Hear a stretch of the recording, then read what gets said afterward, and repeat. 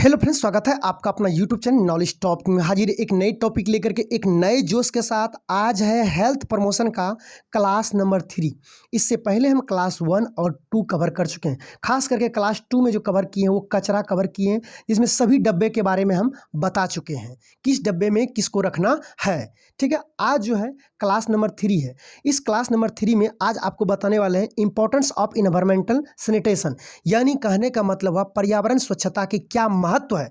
यानी कहने का मतलब हुआ पर्यावरण यदि स्वच्छ है तो आपके जीवन के लिए कितना महत्व है, और यदि स्वच्छ नहीं है तो आपके जीवन के लिए कितना घातक है। वो समझ रहे बात को। इन चीज़ों को हमें पढ़ना है। जैसे कि मान लीजिए, ऐसे भी सोच लीजिए, कभी कभी नहीं कहते हैं पति पत्नी में झगड़ा हो जाता है तो पत्नी कहती है आपके जीवन में के लिए हम कितना महत्व है, जब हम चले जाएंगे ना तब आपको समझ में आ जाएगा। तब देखिएगा कैसे खाना बनाते हैं, कैसे नहाते हैं, कैसे खाते हैं, कौन टाइम पे आपको खाना देता है। उसी तरह से हमारे जीवन में यदि पर्यावरण नहीं रहेगा, पर्यावरण यदि दूषित हो जाएगा तो हम क्या जिंदा रह पाएंगे?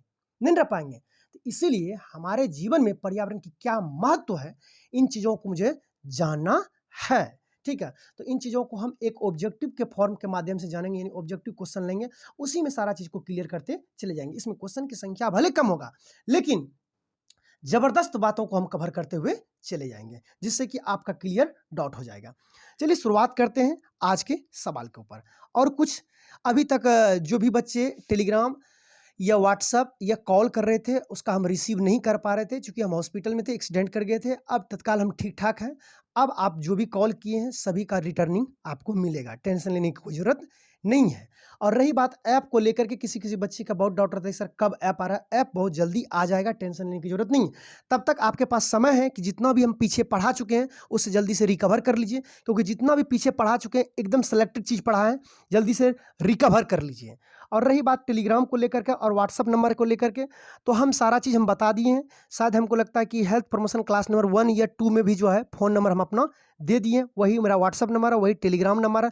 इसलिए लेट मत कीजिए, जल्दी से टेलीग्राम में जुड़िए। लगभग 600 के आसपास बच्चे अब लगातार टेलीग्राम में टेस्ट खेल रहे हैं, इसलिए अपना आप जो है पीछे मत रहिए। अब ज़्यादा हम समझाने पाएंगे क्योंकि मुझे टॉपिक पे कवर करना है। चलिए शुरुआत करते हैं फर्स्ट क्वेश्चन पे। तो फर्स्ट क्वेश्चन है पर्यावरण स्वच्छता के बारे में, महत्व के बारे में पढ़ना है। तो पर्यावरण स्वच्छता के महत्व के बारे में पढ़ने से पहले हमें यह समझना जरूर होता है कि पर्यावरण है क्या। क्योंकि पर्यावरण यदि हम जान जाएंगे तो फिर पर्यावरण की स्वच्छता के महत्व को हम अच्छी तरह से जान जाएंगे। ठीक है, तो पर्यावरण को पहले आप तोड़िए। जब पर्यावरण को तोड़िएगा तो पर्यावरण दो शब्दों से मिलकर बने होते हैं। एक होता है परि, ठीक है, और दूसरा होता है आवरण। ठीक है, परि और दूसरा क्या होता है आवरण। परि का मतलब क्या होता है? हमारे चारों ओर। कहिएगा सर हमारे चारों ओर क्या है? तो आपके चारों ओर झील है, पहाड़ है, झरने हैं, नदी है, तालाब है, वातावरण है, वायुमंडल में गैसें हैं, ये सब आपके चारों ओर है। आवरण का मतलब क्या हुआ? ढका हुआ। ये सभी चारों ओर से आपको क्या कर रखा है? ढक करके रखे हुए हैं। ठीक है, इसे हम कहते हैं पर्यावरण। अब आपके दिमाग में आएगा सर एक तो पापा की परी भी होती है। परी बोले हैं तो एक पापा के भी परी होते हैं। तो ध्यान सुनिएगा, आप भी पापा के परी रहे होंगे। तो क्या पापा के परी रहते होंगे तो आप देखे होंगे कि जब भी पापा आते होंगे तुरंत जो है गले पकड़ लेते हैं, पापा मेरे लिए क्या लाए हैं। यानी पापा की परी क्या करते हैं? पापा के चारों ओर मर्राते रहते हैं, चारों ओर घूमते रहते हैं। कहीं से घूम फिर कर आएंगे पापा के पास सट जाएंगे, पापा मेरे लिए क्या है? मम्मी तो दो चार थाप दे भी देते हैं, लेकिन पापा की परी इसलिए कहते हैं कि पापा अपनी बेटी को बहुत ज़्यादा मानते हैं। और परी मतलब क्या हो? पापा की परी। वैसे भी सोचिए, बेटी उसके चारों ओर क्या करते हैं? मर्राते रहते हैं, घूमते रहते हैं। जब बेटी विदा हो जाती है सबसे कष्ट ज़्यादा किसको होता है? पापा को होता है, बहुत ज़्यादा। तो परी का मतलब क्या हुआ? चारों ओर। आवरण मतलब क्या हुआ? ढका हुआ। ठीक है, तो पर्यावरण का मतलब होता है आपके चारों ओर जो ढका हुआ आवरण है उसे क्या कहते हैं? पर्यावरण कहते हैं। परी का मतलब चारों ओर, यानी आपके चारों ओर क्या सब है? झरना है, झील है, पहाड़ है, यही सब ना आपको घेर कर रखे हुए हैं। गैस है, वायुमंडल है, ये सब क्या करें? वायुमंडल में गैस रहता है। ठीक है, ये सब आपको क्या कर रखे हैं? घेर कर रखे हैं, आवरण बना कर रखे हैं। इसे हम कहते हैं पर्यावरण। अब है कि पर्यावरण की महत्व। महत्व क्या है? यदि ये पर्यावरण नहीं रहता तो क्या होता? ये भी महत्व में क्या पढ़ेंगे, ये चीज़ नहीं होता तो क्या होता, और ये चीज़ है तो क्या है। जैसे कि मान लीजिए पहाड़ है, पहाड़ नहीं रहता तो क्या होता है। तो बहुत जगह देखे होंगे जहाँ पहाड़ सही नहीं, पहाड़ रहता है तो वहाँ पे वर्षा बहुत, जैसे कि इधर से वायुमंडल जा रहा है, इधर से बादल जा रहा है, यदि सामना में यदि सीधा फ्रंट पे पड़ जाता है इस तरह से पहाड़, तो देखिएगा इसके आसपास जितनी भी शहर होते हैं यहाँ पे पानी बहुत झमाझम होते हैं।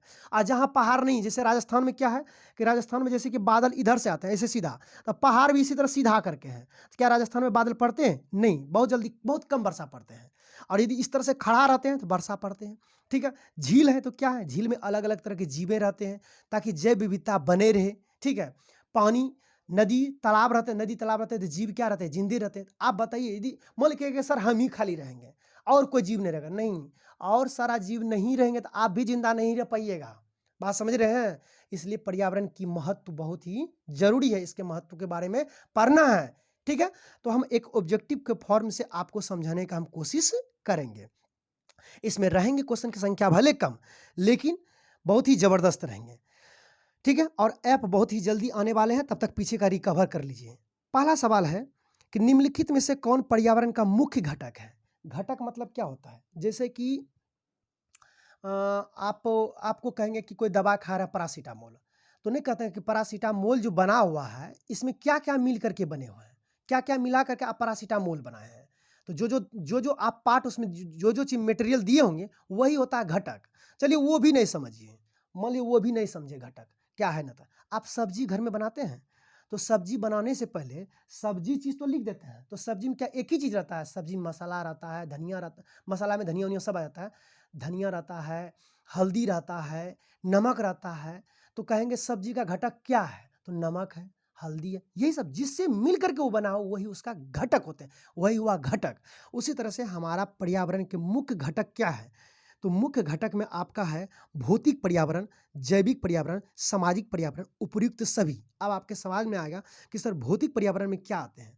भौतिक पर्यावरण जो आपके आसपास के जीवन में जिसे महसूस करते हैं, जैसे वायु, भोजन, जल, प्रकाश, मिट्टी, जलवायु, मकान, ये सभी आपके भौतिक जो है पर्यावरण यानी फिजिकल कंपोनेंट के अंतर्गत आते हैं। ठीक है, आगे बढ़ते हैं।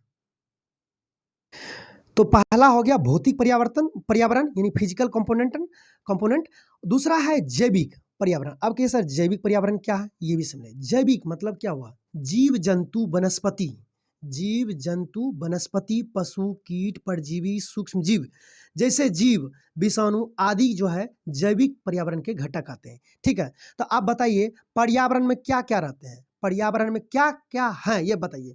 तो पर्यावरण बहुत सारा चीज मिला हुआ है।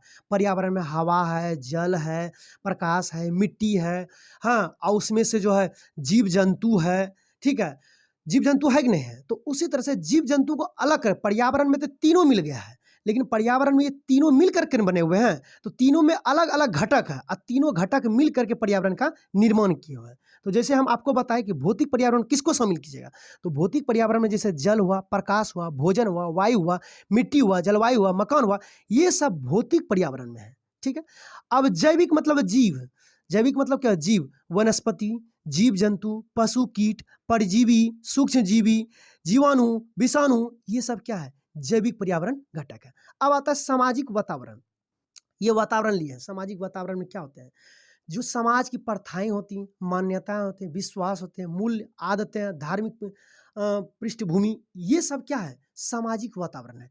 ये सभी चीज मिल करके ही पर्यावरण का क्या करते हैं, निर्माण करते हैं। आप बताइए कि जिस समाज में आप रहते हैं, जिस समाज में रहते हैं, मान लीजिए कि किसी समाज में आप रहते थे, क्या आपको वहाँ की कुछ धार्मिक रीति रिवाजें नहीं मानना पड़ता है, क्या आपके पास कोई जीव जंतु नहीं रहते हैं, क्या आपके पास जल भोजन नहीं है, जल प्रकाश मिट्टी नहीं है कि नहीं है, तो ये सभी चीज आपके आसपास है कि नहीं है कि नहीं, तो सभी चीज मिल करके ही ना पर्यावरण बनते हैं।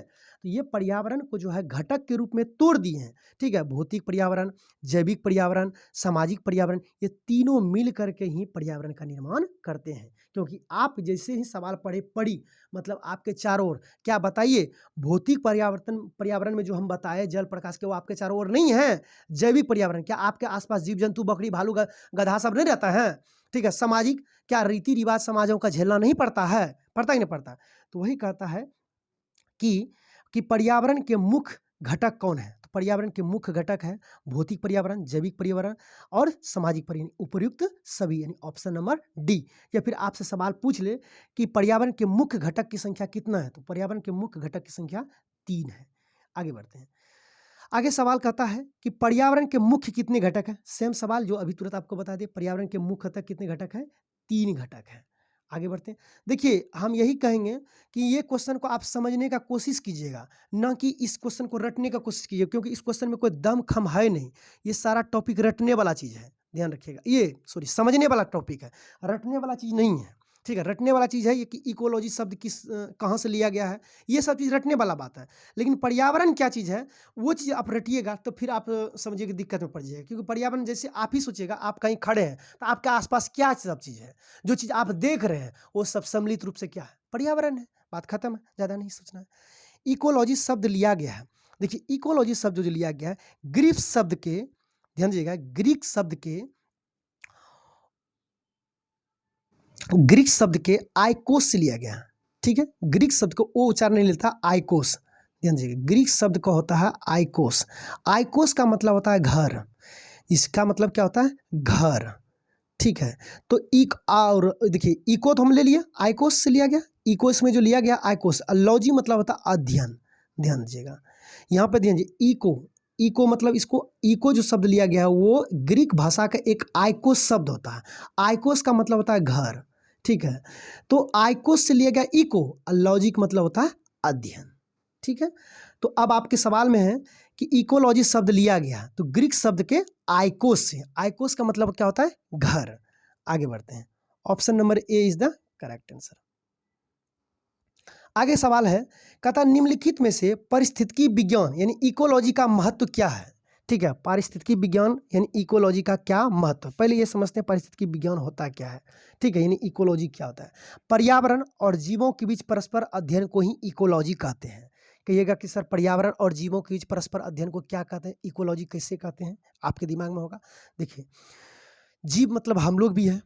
अब पर्यावरण में क्या क्या आ जाते हैं, आपके चारों ओर आवरण, जैसे पहाड़ है, झील है, वायुमंडल है जो गैस से ढके हुए हैं। तो मान लीजिए आपके आसपास जो है पानी है, वो भी आपके अंतर्गत आते हैं। पानी प्रदूषित होने लगेगा तो क्या आप जिंदा बचिएगा, नहीं बचिएगा। पानी स्वच्छ है, पानी साफ सुथरा पी रहे हैं, आपको स्वच्छ वातावरण मिल रहा है तो आप स्वस्थ हैं, है कि नहीं। तो आपके बीच में क्या संबंध है, जैसे माँ और बेटे में संबंध क्या होता है, जैसे पति और पत्नी के बीच में क्या संबंध है, पति और कहेगा पत्नी के बीच में क्या संबंध है, पति और पत्नी के बीच में क्या संबंध है। तो संबंध उस समय पता चल जाता है कि संबंध है, यदि मान ली कि एक व्यक्ति नहीं है तो एक दूसरे के बिना अधूरा है। क्यों, कि पति का कुछ काम जो है पत्नी कर देता है, अब पत्नी का कुछ काम क्या करता है, पति कर देता है। मान लीजिए पति है, पति क्या करते हैं, पति है, पति काम करके आते हैं, पत्नी का सारा श्रृंगार करता है। अब पत्नी क्या करते हैं, पत्नी खाना बना करके पति देते हैं। उसी तरह से हमारे वातावरण में हम लोग जीव हैं, तो वृक्ष यदि हम रोपेंगे, वृक्ष की संख्या बढ़ाएंगे तो वृक्ष हमें क्या देंगे, ऑक्सीजन देंगे, देंगे नहीं देंगे। तो वृक्ष वातावरण में हम यदि वृक्ष यानी हम वृक्ष की संख्या बढ़ा रहे हैं तो वृक्ष मुझे क्या दे रहे हैं, ऑक्सीजन दे रहे हैं। तो देखिए हमको उन दोनों पे संबंध है कि नहीं है। यदि वृक्ष की संख्या बढ़ रहा है तो वृक्ष मुझे क्या दे रहे हैं, ऑक्सीजन दे रहे हैं, दे रहे हैं नहीं दे रहे हैं।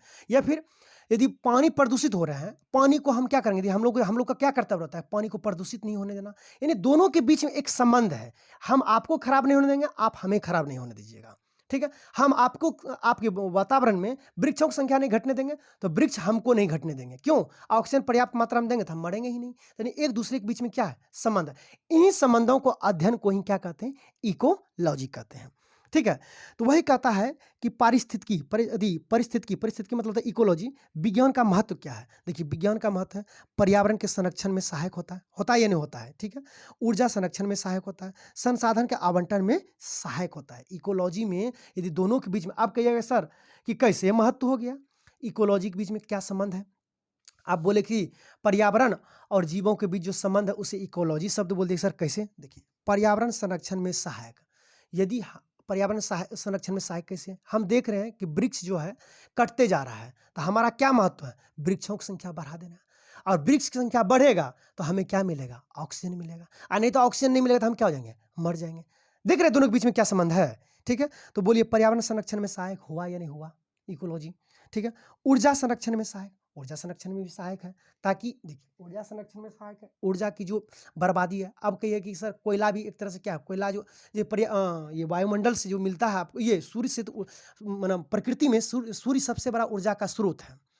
प्रकृति में सूर्य सबसे ऊर्जा का क्या है, स्रोत है।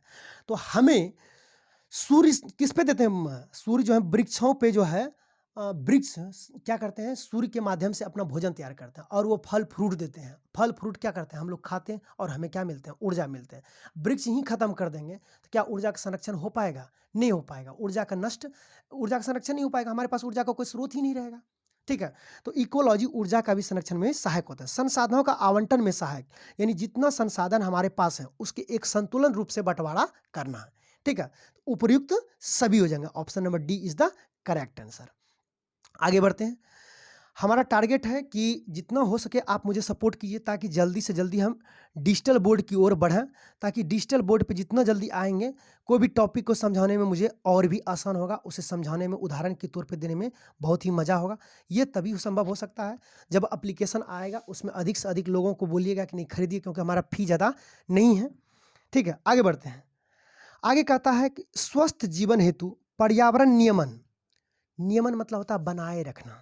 ठीक है, ठीक है, पर्यावरण नियमन में शामिल है। ठीक है, कुछ कुछ इंग्लिश भी लिख देते हैं। मेंटेनेंस एनवायरनमेंट हेल्दी लिविंग, यानी आपके जीवन यानी स्वस्थ जीवन के लिए पर्यावरण को बनाए रखना है। बनाए रखने में क्या क्या शामिल है, यानी हम चाहते हैं कि अच्छा जीवन मुझे जीना है, इसके लिए क्या क्या है जो स्वच्छ वातावरण बना रहे हैं। ठीक है, तो वही कहता है स्वस्थ जीवन हेतु पर्यावरण नियमन, नियमन मतलब होता है बनाए रखना। हम चाहते हैं अच्छा जीवन जिए, तो एकदम स्वस्थ रहें, हेल्दी रहें, इसके लिए क्या क्या नियमन, नियमन मतलब क्या आपको बनाए रखना आपके आसपास के माहौल को। ठीक है, तो पहला है कि घर में शौचालय क्रिया हेतु शौचालय की व्यवस्था होना चाहिए। घर में शौच क्रिया हेतु शौचालय की व्यवस्था होना चाहिए। ठीक है, जैसे कि मान लीजिए आपके शौचालय की व्यवस्था नहीं है, आप क्या कीजिएगा, ये आपका घर है, घर से निकलिएगा, आप पीछे लौटा लेके पहुंच गए इस जगह जो है, अपना पोटी कर दीजिएगा। अब वो जो पोटी कीजिएगा वो महक करके किसको आएगा, वो गंध छोड़ेगा नहीं छोड़ेगा, गंध छोड़ करके आपके घर में आएंगे। कहिएगा कि स्वच्छ वातावरण में रह रहे हैं, नहीं। आपके कभी कभी घर के आसपास रहते होंगे जो गंदे लोग रहते हैं, जो गंदगी करके रहते हैं, आप कभी कभी कहते हैं बाक हम यहाँ नहीं रहेंगे, यहाँ का माहौल ठीक नहीं है, बहुत प्रदूषित यहाँ जगह है, हर हमेशा गंदा महकते रहता है, यानी वातावरण स्वच्छ नहीं है। आप फील करते हैं नहीं? तो स्वच्छ वातावरण के लिए क्या है कि हर घर, जिस गाँव में आप रहते हैं, यदि हर घर में शौचालय रहेगा तो बताइए कहीं भी शौच बाहर करने के लिए लोग जाएंगे क्या, महकेंगे वहाँ पे, गंदगी छोड़ेंगे? नहीं। आपको कैसा फील होगा, आहा किस गांव में हम रहने के लिए आए हैं, वो गांव तो मेरा एकदम स्वच्छ है, यहाँ पे शौचालय की विशेष व्यवस्था किया गया है। नहीं देखते हैं? तो इसीलिए स्वच्छ जीवन के लिए नियमन मतलब होता है बनाए रखने के लिए। क्या बनाए रखना है? तो आपका दायित्व तो है कि आपके घर में एक स्वच्छ शौचालय होना चाहिए। शौच करने के लिए क्या होना चाहिए? शौचालय होना चाहिए। यदि शौचालय होगा तो इसका मतलब है आप जहाँ रह रहे हैं वो जगह प्रदूषित नहीं होगा। दूसरा है सुरक्षित आवास, जिसमें प्राकृतिक प्रकाश और संवहन की उचित व्यवस्था हो, यानी वैसी जगह जहाँ पे धूप आ सके और जा सके, क्योंकि बहुत सारा जीवाणु ऐसे होते हैं जो धूप के संपर्क में आते हैं वो मर जाते हैं और साफ रहते हैं, गंदगी विहीन हो जाते हैं। क्योंकि यदि कोई चीज़ मरा हुआ है, ये सड़ा गला छोटा चीज़ है, धूप जैसे ही लगते हैं तो धूप गर्मी का क्या फॉर्म रहता है, गर्मी का क्या काम रहता है कि यदि जैसे इस जगह हीट किया तो इस जगह से हवा उठ करके ऊपर चले जाते हैं, जाते ही नहीं जाते हैं। तो हवा जब ऊपर उठ के चले जाते हैं तो उस जगह का हवा जो है उठ करके चले जाते हैं और खाली होते हैं, तो दूसरे जगह का हवा फिर उस जगह को क्या करते हैं, भरते, जैसे आंधी तूफान उठता है। इसके बारे में और डिटेल से हम बताएंगे, समझाएंगे। ठीक है, तो यानी आप ऐसे समझिए कि जहाँ खुला वातावरण, जहाँ हवा आने जाने की संभावना हो, सूर्य की प्रकाश आ सके, वैसी जगह होना चाहिए ताकि वो स्वच्छ हो। ये नियमन का मतलब आप बनाए रखिए ऐसा। ठीक है, वैसे जगह घर बनाइए जहाँ से सूर्य की प्रकाश आते जाते रहे, आपके घर में शौचालय हो। ठीक है, आसपास के लोग के पास भी शौचालय होनी चाहिए, क्योंकि खाली आप शौचालय बना लीजिएगा, लोगों के घर में शौचालय नहीं होगा तो फिर तो आप घर में शौचालय रखिए या ना रखिए, फिर उतनी बराबर हो जाएगा। ठीक है, इसलिए सरकार देखिए हर घर में शौचालय की व्यवस्था कर दी है, लेकिन लोग तो आज भी देखते हैं कि शौचालय देने के बावजूद भी लोग आज भी देखते हैं शौचालय घर में नहीं रखे हैं। इसके लिए जरूरी है शिक्षा।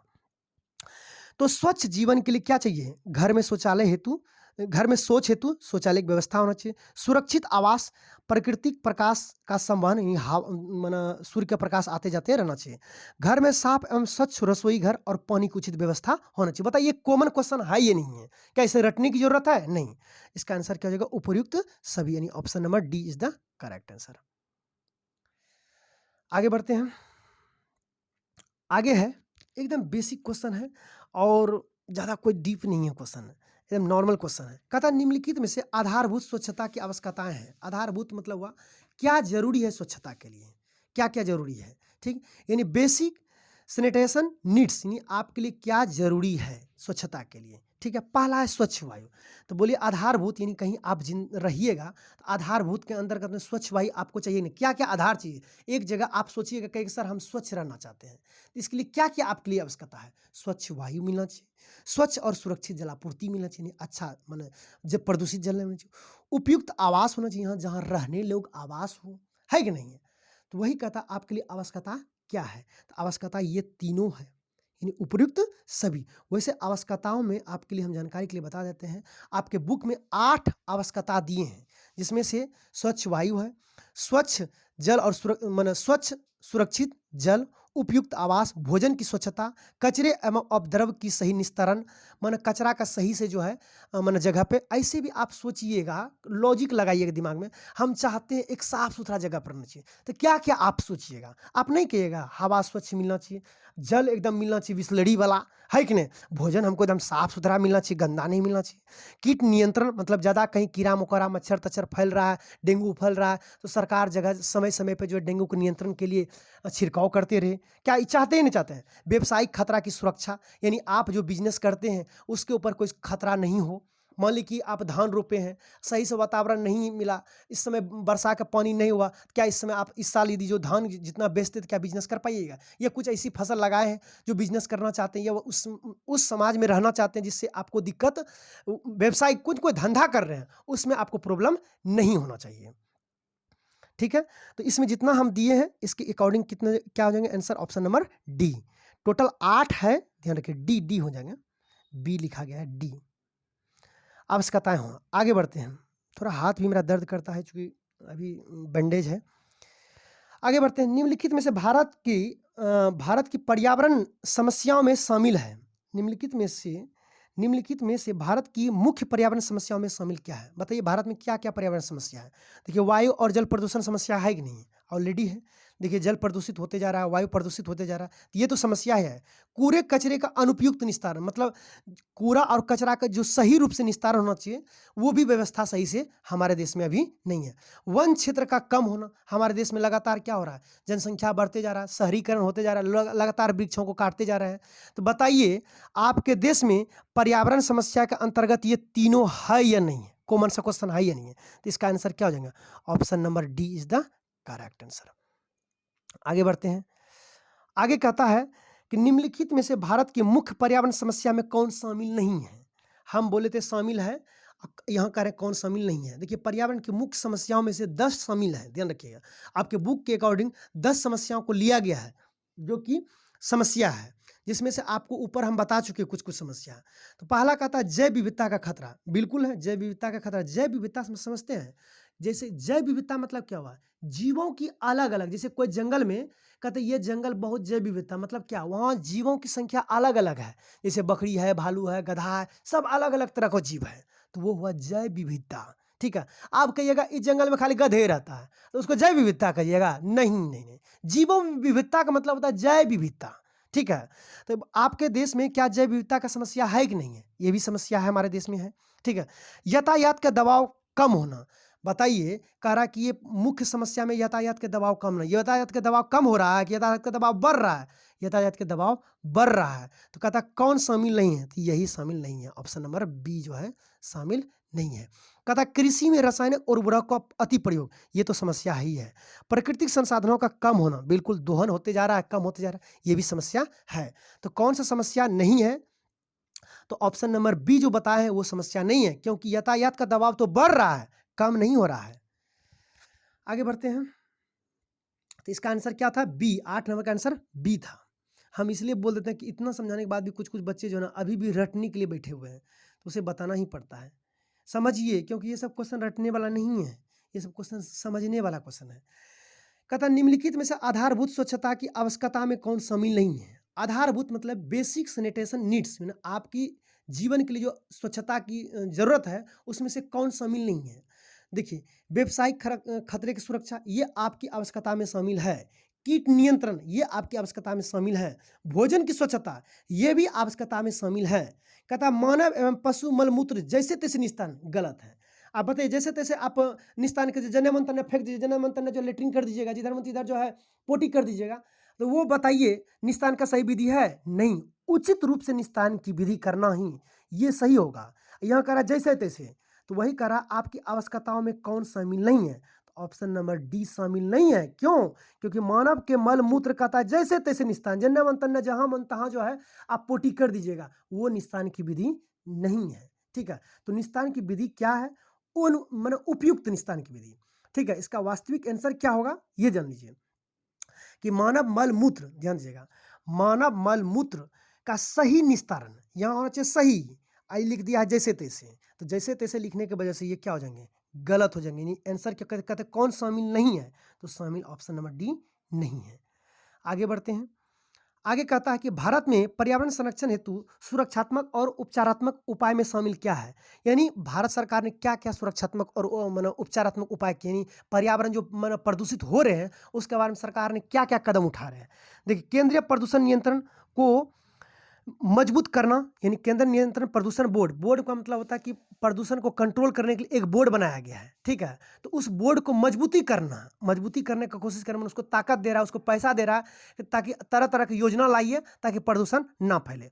औद्योगिक प्रदूषण के नियंत्रण, नहीं कह रहे हैं कि बहुत ज़्यादा औद्योगिक प्रदूषण फैल रहा है, लोग कह रहा है कि देखिए जो उद्योग के कचरे निकलते हैं उसे डायरेक्ट गंगा जी में मत डालिए, नहीं तो गंगा प्रदूषित होते जा रहे हैं। उसके लिए एक अलग ढंग से पहले उस पानी को शुद्ध कीजिए और उस कचरा को हटाइए। ठीक है, तो सरकार ने औद्योगिक प्रदूषण के नियंत्रण के ऊपर भी काम कर रहे हैं।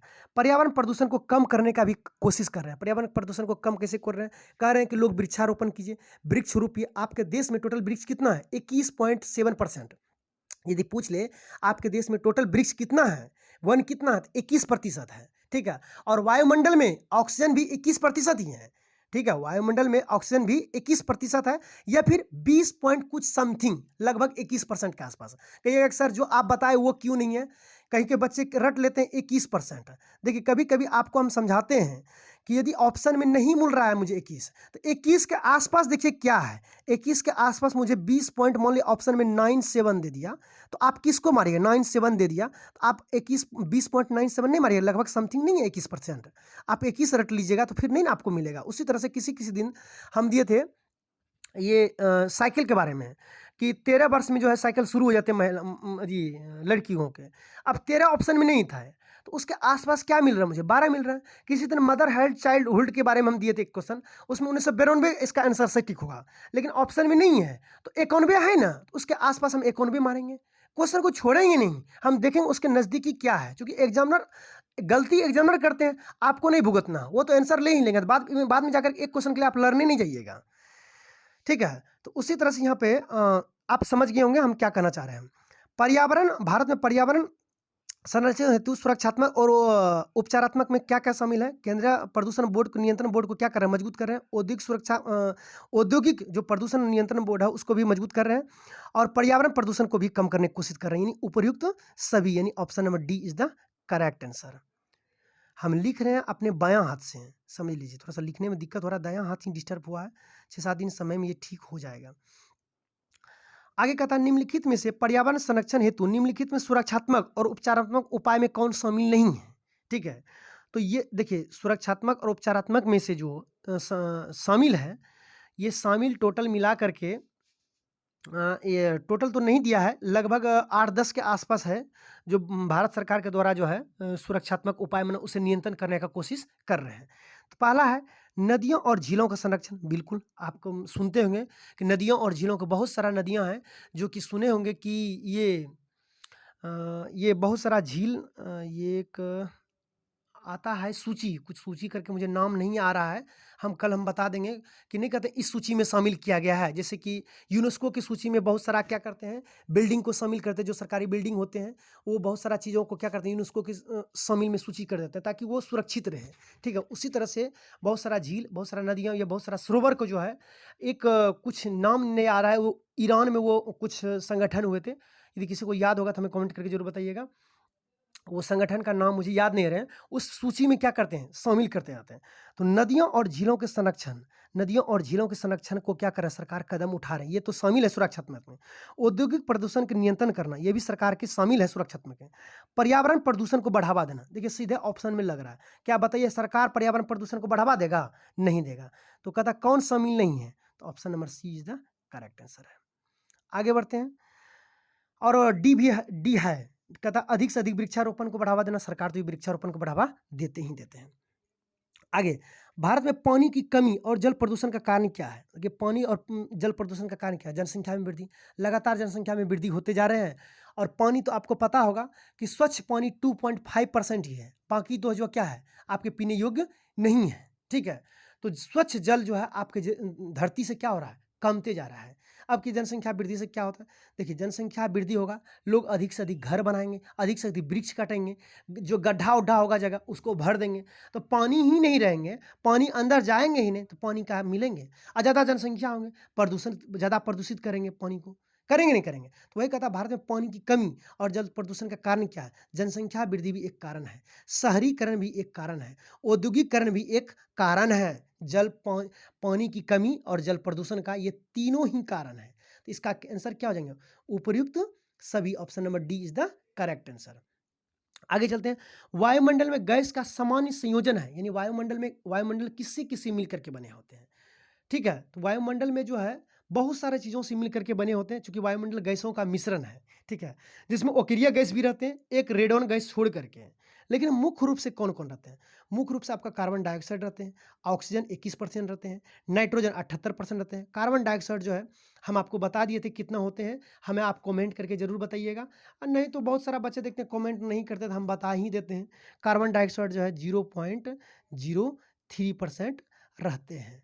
ठीक है, ये भी परसेंटेज भी आपको याद रहना चाहिए। तो वही कहता है वायुमंडल सामान्य संयोजन, मतलब मुख्य रूप से किससे मिलकर के बने हुए हैं? तो मुख्य रूप से कार्बन डाइऑक्साइड, ऑक्सीजन, नाइट्रोजन, इसके अलावे भी बहुत सारा चीज़ है जो मिल करके बने हुए हैं। इसके अलावा जलवाष्प भी है, धूलकण भी है, अमोनियक सूक्ष्म कण है, जीवाणु है, ये सब चीज़ भी आपका जो है वायुमंडल में शामिल है। लेकिन मुख्य रूप से जो शामिल है जिससे बने हुए मुख्य चीज़ों से, तो मुख्य शामिल है कार्बन डाइऑक्साइड, ऑक्सीजन और नाइट्रोजन। तो कहता है सामान्य संयोजन क्या होगा? तीनों है, तो इसका आंसर क्या होगा? उपर्युक्त सभी, यानी option number D is the correct answer. आगे बढ़ते हैं। वायुमंडल प्रदूषण में शामिल है। अच्छा बताइए, वायुमंडल को कौन कौन प्रदूषण शामिल कर रहे हैं? औद्योगिक स्रोत भी वायुमंडल को प्रदूषित कर रहे हैं, घरेलू स्रोत भी वायुमंडल को प्रदूषित कर रहे हैं। घरेलू स्रोत क्या होगा? औद्योगिक स्रोत तो समझ रहे हैं, घर में चूल्हा जलाते हैं, लकड़ी जलाते हैं, वो धुआं जा रहा है, किसको प्रदूषित कर रहा है? नहीं कर रहा है, वायु को प्रदूषित नहीं कर रहा है।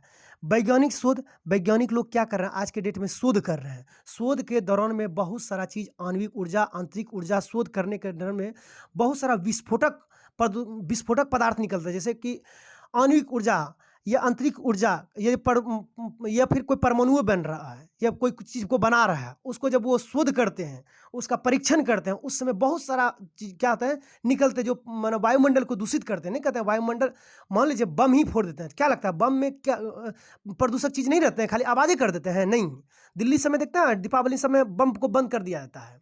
ठीक है, तो वैज्ञानिक शोध भी क्या कर रहे हैं? वायु को प्रदूषित कर रहे हैं। उपर्युक्त सभी, option number D is the correct answer. आगे सवाल चलते हैं। आगे कहता है निम्नलिखित में से कौन कौन प्रदूषक संकेतक के रूप में कार्य करते हैं? ठीक है, वायु प्रदूषक के संकेतक के रूप में कार्य करते हैं। यहाँ पर वायु छूट गया है। ठीक है, आप क्वेश्चन में लिख लीजिएगा, वायु प्रदूषक के रूप में, संकेतक के रूप में कार्य करते हैं। ठीक है, ऐसे आप समझ लीजिए वायु प्रदूषण हो रहा है, इसका क्या क्या संकेत होगा, कैसे कैसे होगा? तो सामान्यतः जो होता है, यदि वायुमंडल में सल्फर डाइऑक्साइड की मात्रा बढ़ गया, उसका पता कीजिए। यदि इसकी बढ़ा हुआ है तो इसका मतलब वायु प्रदूषण हो रहा है। वायु में कार्बन मोनोक्साइड, नाइट्रोजन डाइऑक्साइड, सीसा ऑक्सीकारक, ये सब पदार्थ की मात्रा यदि बढ़ रहा है तो हम कहेंगे वायुमंडल प्रदूषण हो रहा है। धुआं सूचकांक, यानी धुआं का भी सूचकांक होता है, वो यदि बढ़ रहा है तो हम कहेंगे वायुमंडल का वायु प्रदूषण हो रहा है। वायु प्रदूषण के बारे में करो, वायुमंडल में वायु प्रदूषण, वायु में तैरते हुए पदार्थ की मात्रा बढ़ रहा है, ठीक है। तो इससे भी कह देंगे कि वायु की क्या आ रहा है, वायु प्रदूषण हो रहा है, यानी हवा प्रदूषित हो रहा है। लेकिन अब आप कहिएगा कि सर ध्यान दीजिएगा, यहाँ प्रदूषण का मतलब वह सभी को शामिल कर लिए गए, ठीक है। प्रदूषण का मतलब सभी शामिल गए, वहां वायु लगाने की कोई जरूरत नहीं है, ठीक है। इसी से क्लियर पता चल जाएगा। प्रदूषण संकेतक के रूप में किसे जाना जाता है, तो प्रदूषण संकेतक के रूप में लाइकन को जाना जाता है, ठीक है। अब कहिए लाइकन को कैसे जाना जाते हैं। यदि एकदम मतलब कॉमन सा क्वेश्चन है, कॉमन सा क्वेश्चन है कि सीधा यदि लाइकन कहीं नहीं उग रहे हैं, लाइकन यदि उग नहीं रहे हैं, ठीक है। अब कहिएगा लाइकन क्या चीज़ होते हैं, ये भी आपके दिमाग में डाउट होगा, ठीक है। लाइकन क्या चीज़ होते हैं सर, हमें ज़रूर बताइए, ठीक है। तो लाइकन क्या होता है, जैसे पेड़ के छाल पे उगने वाला, पेड़ के छाल पे जो उगते हैं हरे सफ़ेद रंग की परत चढ़ जाते हैं, उसे हम लाइकन कहते हैं, ठीक है। तो मान लीजिए जहाँ आप रह रहे हैं वहाँ पेड़ के छाल पे किसी भी तरह का उग नहीं रहा, तो आप समझ लीजिए कि वायुमंडल में जो है सल्फर डाइऑक्साइड की मात्रा क्या हो रहा है, बढ़ रहा है। ये सब चीज़ तो आप नापिएगा कि सल्फर डाइऑक्साइड की मात्रा बढ़ रहा है, कार्बन मोनोऑक्साइड की मात्रा बढ़ रहा है, इसके पता कीजिएगा। लेकिन भगवान ने नेचुरल दे दिया है वो चीज़, क्या दे दिया, लाइकन। यदि उस क्षेत्र में लाइकन नहीं उग रहा है, यानी पेड़ है, पेड़ के ऊपर छाल के ऊपर जो लाइकन जमते हैं, अभी आपको लाइकन का भी पिक्चर दिखा रहे हैं, यदि वो नहीं उग रहा है तो आप समझ जाइए कि ये क्षेत्र क्या हो गया है, वायु जो है प्रदूषित होते जा रहा है, यहाँ की वातावरण ठीक नहीं है, यानी लाइकन नहीं उगने का सूचक है।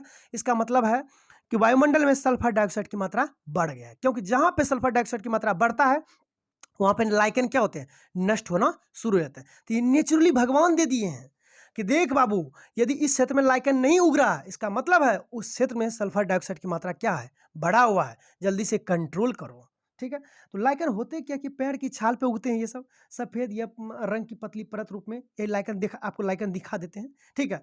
अभी क्या देखिए कि वायु प्रदूषण के संकेतक को आप पता कीजिएगा कि वायु में सल्फर की मात्रा कितना है, बढ़ा है, घटा है, कार्बन मोनोऑक्साइड कितना है, ठीक है।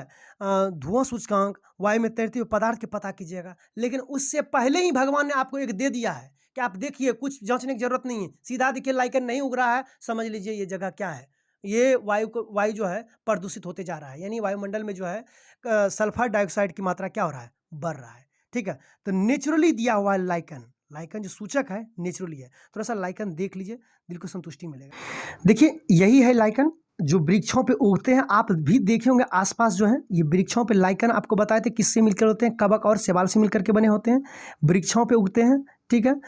और देखिए दूसरा, देखिए ये जैसे कि पहाड़ी क्षेत्र है, कहीं कहीं पहाड़ी क्षेत्र में देखिए पहाड़ों पे भी क्या करता है, जगह जगह पे जहाँ पे कद्री जैसा नहीं होता वहाँ पे उगने शुरू कर जाते हैं ये सब, ठीक है। तो लाइकन यदि उस क्षेत्र में नहीं हो रहा है तो समझ लिया वायुमंडल में क्या है, सल्फर डाइऑक्साइड की मात्रा बढ़ते जा रहा है, यानी प्राकृतिक सूचक है ये, ठीक है। प्रदूषण का प्राकृतिक सूचक क्या है, लाइकन है, नेचुरली एकदम, ठीक है। लाइकन नहीं उग रहे, इसका मतलब क्या है, वायुमंडल में सल्फर डाइऑक्साइड की मात्रा क्या हो रहा है, बढ़ रहा है। तो हमने 15 क्वेश्चन कवर किए हैं, और भी क्वेश्चन कवर करेंगे जल्दी से, मेरा हाथ थोड़ा सा ठीक हो जाएगा, तब मेरा हाथ दर्द करने लगते हैं, ठीक है, जिसकी वजह से और भी क्वेश्चन हम नहीं कवर किए हैं। टेस्ट दीजिए, बेस्ट कीजिए, बेस्ट ऑफ लक।